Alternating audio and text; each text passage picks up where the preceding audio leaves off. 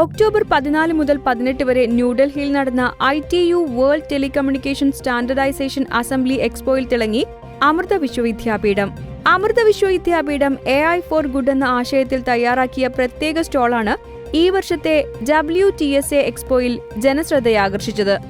ദുരന്ത നിവാരണം, കൃഷി, ആരോഗ്യ സംരക്ഷണം, വിദ്യാഭ്യാസം എന്നീ മേഖലകളിൽ ലോകം നേരിടുന്ന പ്രധാന വെല്ലുവിളികൾ പരിഹരിക്കുന്നതിനായി ആർട്ടിഫിഷ്യൽ ഇന്റലിജൻസ് ഉപയോഗിച്ചുള്ള പരിഹാരമാർഗങ്ങളാണ് സ്റ്റാളിൽ ഒരുക്കിയിരുന്നത്. കുട്ടികളെ ശരിയായ രീതിയിൽ കൈകഴുകലും ശുചീകരണവും പഠിപ്പിക്കാൻ തയ്യാറാക്കിയ ഹക്ഷ് റോബോട്ട് പോലെയുള്ള ഇന്ററാക്റ്റീവ് ഡെമോകൾ കാണികൾക്ക് കൗതുക കാഴ്ചയായി.